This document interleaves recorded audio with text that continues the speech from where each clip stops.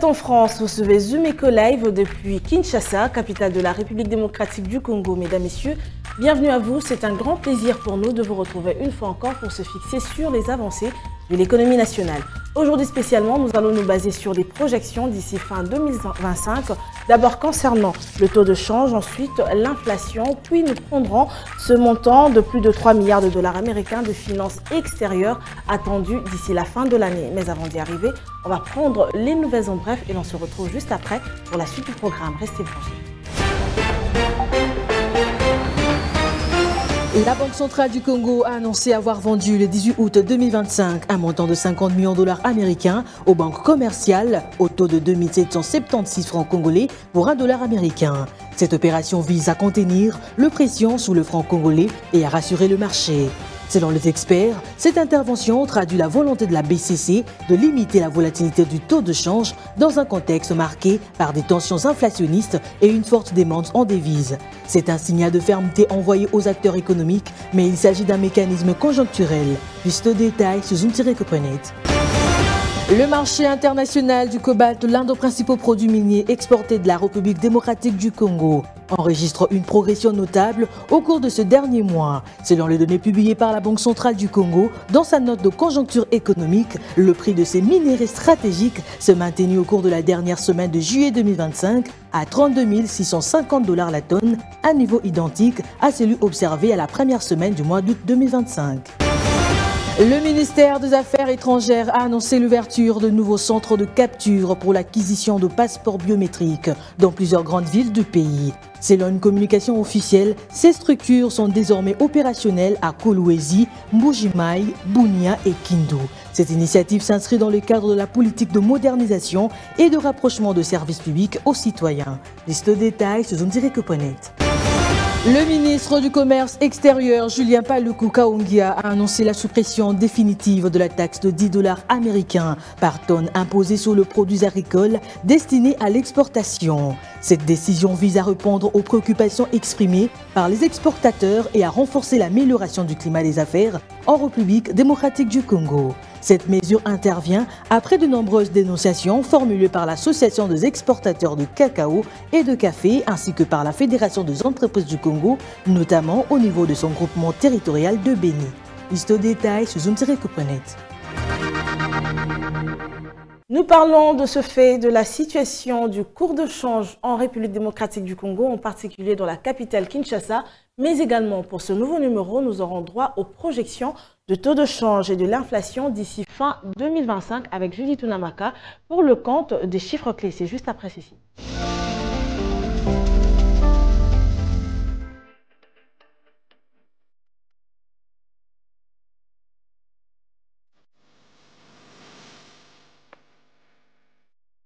Vous êtes notre première intervenante, Judith Unamaka, bienvenue à vous. Merci Piombo. Spécialement pour aujourd'hui, comme je l'ai annoncé au départ, nous allons nous focaliser sur les projections d'ici fin 2025 concernant l'inflation en particulier. Mais avant, commençons d'abord avec la situation actuelle de la monnaie nationale, le taux de change dans la capitale Kinshasa. Bien, concernant le marché de change actuellement en République démocratique du Congo, commençons donc par l'officiel où présentement un dollar vaut 2874 francs congolais, un franc CFA se change à 5,12 centimes et un euro vaut 3360 francs congolais.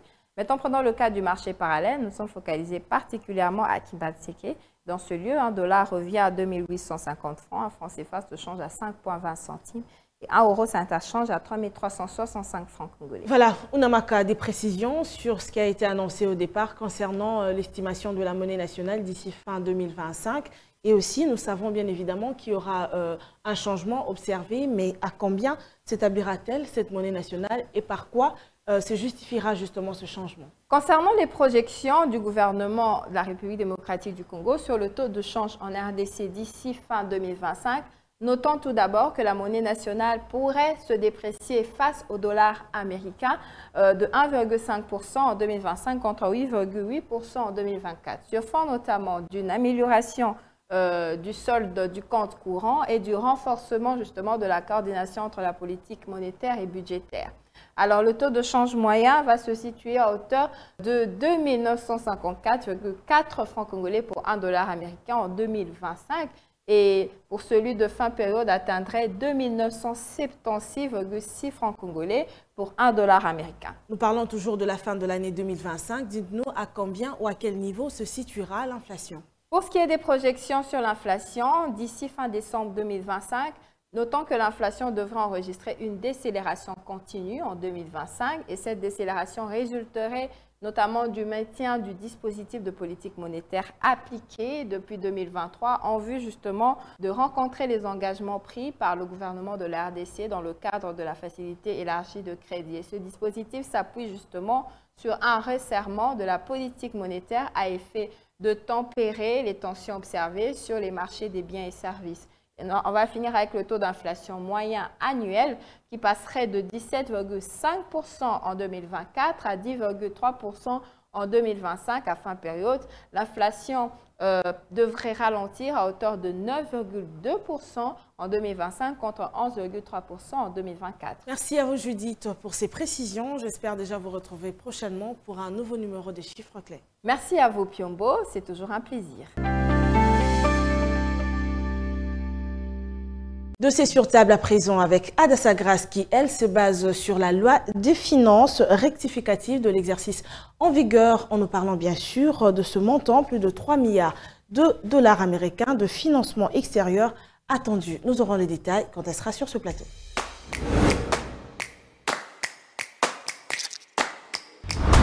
Adassa Grace, bienvenue. Merci Piombo. Voilà, nous savons toutes les deux que la République démocratique du Congo table sur un appui extérieur de très exactement 3,5 milliards de dollars américains pour l'année en cours, l'année 2025. Bien sûr, s'il faut se baser sur les projections contenues dans la loi des finances rectificative de l'exercice en vigueur. Mais qu'en est-il de la source de ce financement ou encore ça proviendra d'où exactement? Alors, s'il faut se baser sur la loi des finances rectificatives, ces financements proviendront généralement du Fonds monétaire international et de la Banque mondiale, deux partenaires majeurs du pays dans le cadre du soutien budgétaire et de réformes économiques. Alors d'ailleurs, la Banque mondiale a récemment approuvé un appui budgétaire de 665,4 millions de dollars américains, dont 500 millions étaient déjà pour la loi des finances initiale. Alors, avec tout ce qui a déjà été fait, est-ce que la République démocratique du Congo a déjà bénéficié en termes de finances? Si oui, pouvez-vous nous en dire plus? Vous devez savoir que cette enveloppe vise d'abord à soutenir les efforts du gouvernement congolais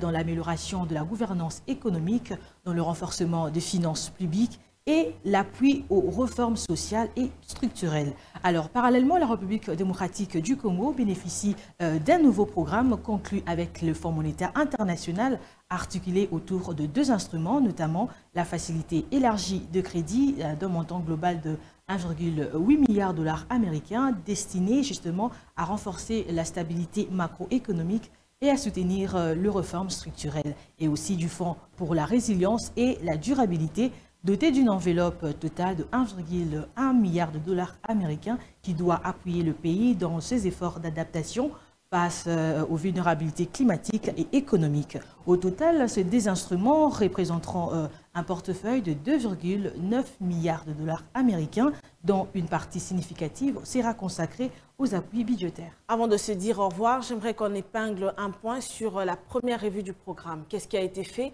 justement durant cette première revue pour le gouvernement de la République démocratique du Congo? Comme vous le savez, il fait face à des pressions liées à la mobilisation encore insuffisante des recettes internes et aux besoins sociaux qui sont de plus en plus élevés. Alors, qu'est-ce qui a été fait pendant cette première revue, Adassa? Les conclusions favorables de la première revue du programme menée entre 30 avril 2025 et 13 mai 2025 ont permis justement le décaissement d'une première tranche de 266,7 millions de dollars américains au mois de juin 2025. Ces financements viennent justement renforcer la trésorerie de l'État et soutenir la mise en œuvre du budget dans un contexte marqué par des besoins croissants en investissement public et en stabilisation macroéconomique. Ce qui fait que ces appuis extérieurs constituent une ressource importante pour le gouvernement congolais qui fait face à plusieurs pressions budgétaires liées à la mobilisation encore insuffisante de recettes internes et aux besoins sociaux de plus en plus élevés.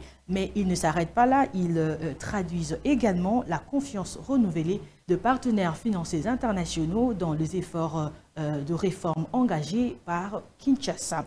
Avec ces ressources additionnelles, le gouvernement congolais espère consolider le cadre macroéconomique, maintenir une certaine stabilité de finances publiques et enfin créer des conditions d'une croissance inclusive. On va s'arrêter par là. Merci à vous, Adassa, pour ces précisions. Je rappelle qu'il était question de ce montant, plus de 3 milliards de dollars américains, des financements extérieurs attendus d'ici la fin de l'année 2025. Merci, Piombo.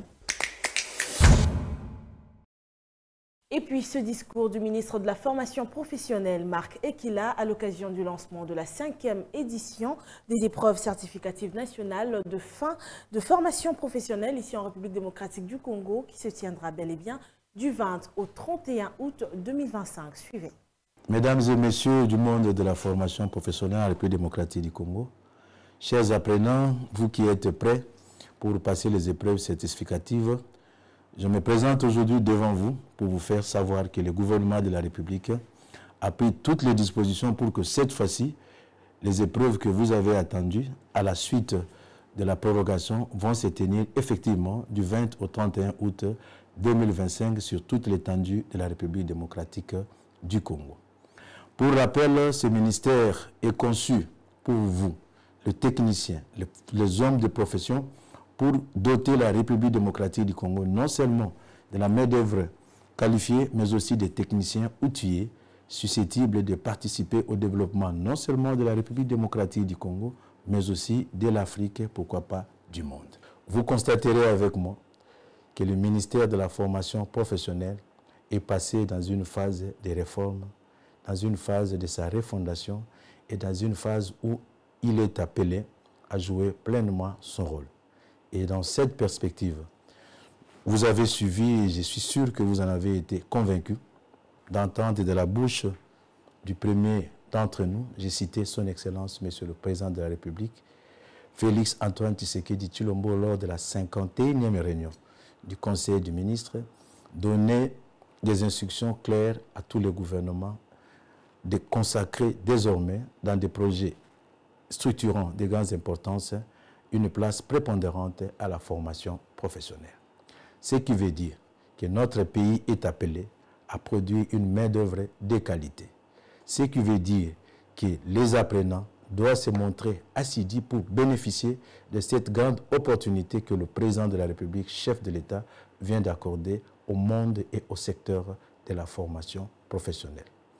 Passer les présentes épreuves qui constituent la 5e édition est une opportunité pour vous, non seulement pour acquérir les compétences appropriées, mais aussi l'occasion pour vous de démontrer qu'en République démocratique du Congo, la formation professionnelle a sa place et qu'en mesure de contribuer non seulement au développement du pays, mais aussi au développement de l'Afrique, pourquoi pas au développement du monde.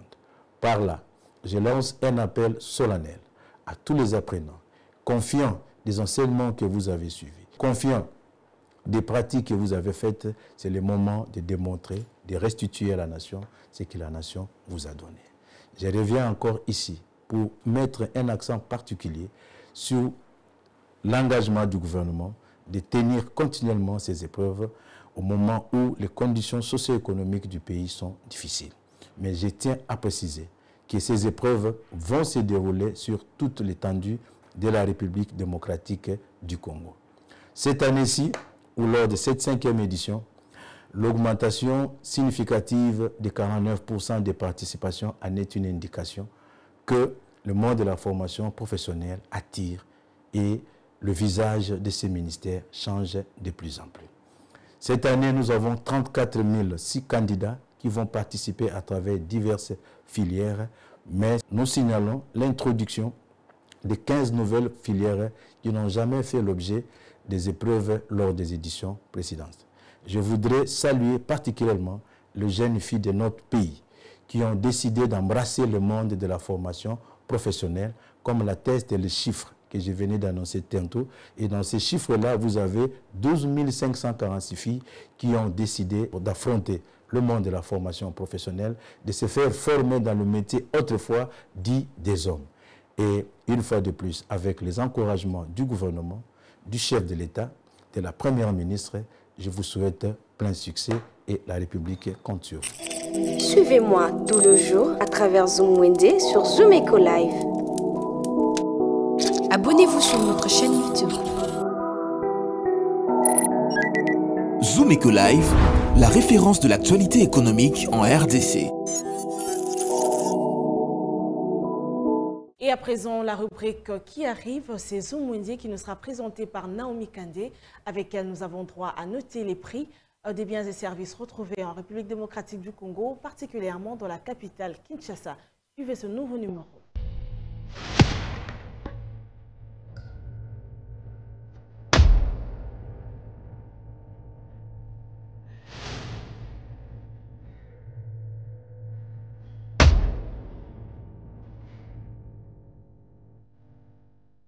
Mesdames et messieurs, nous revoilà une fois de plus avec la suite de fournitures. Cette fois-ci, c'est pour vous présenter le prix de livres vendus au grand marché de la ville de Kinshasa sur l'avenue du Commerce. Sans plus attendre, découvrez avec nous le prix des différents livres vendus dans ces marchés et on se retrouve juste après.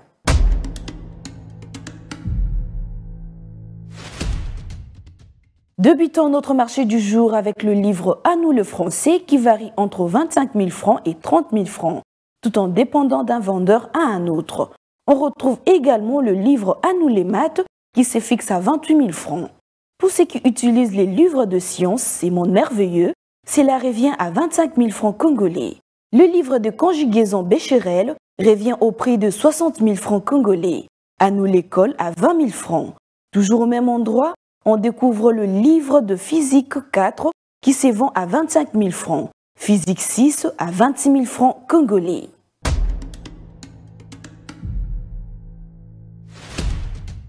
C'était tout pour ces numéros de Zoom Wende. Prenons rendez-vous au prochain numéro. Au revoir.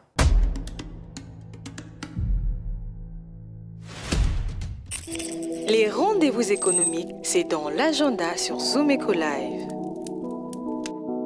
Abonnez-vous sur notre chaîne YouTube. Zoom Eco Live, la référence de l'actualité économique en RDC. La semaine est encore à son début. Êtes-vous prêts pour les rendez-vous économiques? Adassa Grace nous en parle dans la rubrique Agenda avec les moindres détails. Prêts à noter? C'est parti.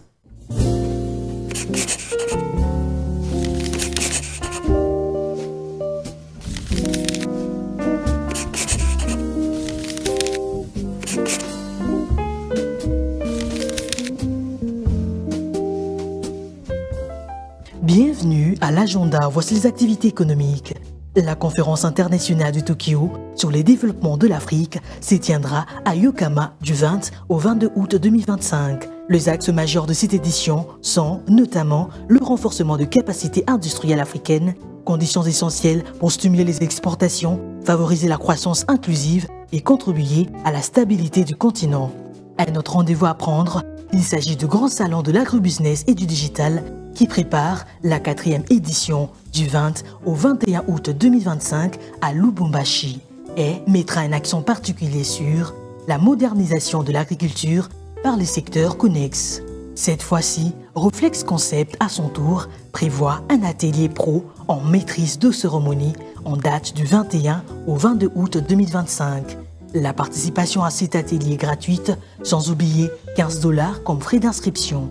À ne pas oublier, la Fondation Femmes au cœur du développement a prévu une conférence axée sur l'impact de l'équilibre psychologique et physiologique sur le développement intégral d'une nation à l'horizon 2050. L'activité se tiendra le 24 août 2025. Le rendez-vous est pris. Et pour finir, Africa Food System Forum organise du 31 août au 5 septembre 2025 le Forum africain de système alimentaire 2025 au Sénégal sous les thèmes La jeunesse africaine, faire des lances de la collaboration, de l'innovation et de la transformation du système agroalimentaire. Merci de nous avoir suivis. Au revoir.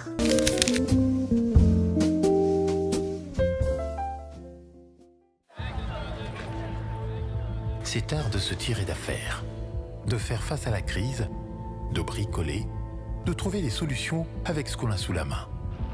Un art dans lequel les Congolais ont développé un savoir-faire particulier. Article 15. Débrouillez-vous pour vivre. Et à présent, faisons le tour de la capitale Kinshasa pour découvrir les différentes activités commerciales. Qui acceptera aujourd'hui de nous ouvrir ses portes pour nous parler de son expérience quotidienne? Nous le découvrirons tous ensemble dans ce nouveau numéro d'Article 15. C'est tout de suite.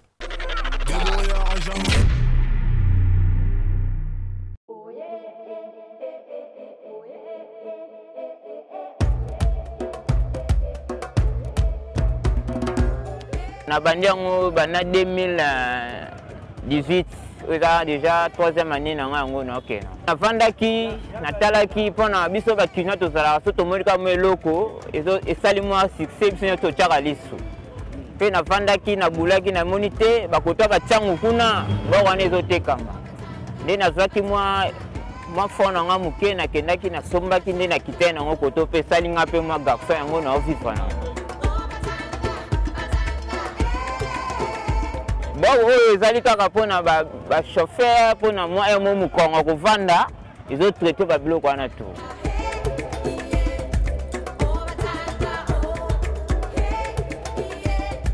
Bon, ils ont tactique moi maye les autres salama parce que son azui na bimisi moi 100 000, na zui moi 110 000, moi 120 000. Na moi 20 000 na ngawana na zo garder moi muke bana pe bazolia o pe muke ya ko bomba yango lelo na zo vivre na. Kwa pipene komi mwa pena kilo kasi na ngola nzambe mwa makamunde banyi fungwa miboye mwa sava na kobi misa 50 000 na zui mwa 65 mwa 15 000 na 15 000 ana mwa matembele na ebeke zanga te mwa ya kobomba ezali ya kovivre pe mwa polo pa ozala mwa garçon na miso abati.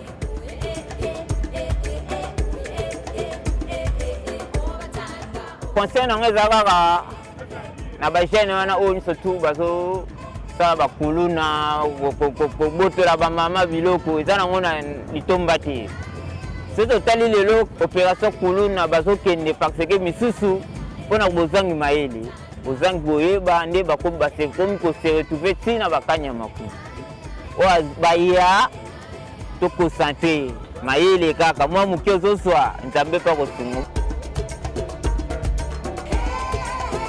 Message nanga ezali kaka chef de l'état tala biso ba jeune misala pena nde ezate batala pena biso ba jeune abaki social akotala kasi banda makambo bandi nanu asimbi mambo wana te misala pena ezate toza na posa tosala o eza ba tozo débrouiller ka toza na posa ni ya misala bimi na tongo ke musala mwa sali oza salere wana nde via mutu ka o eza ba kopi mo ozo débrouiller atala pena pona biso ba jeune atala.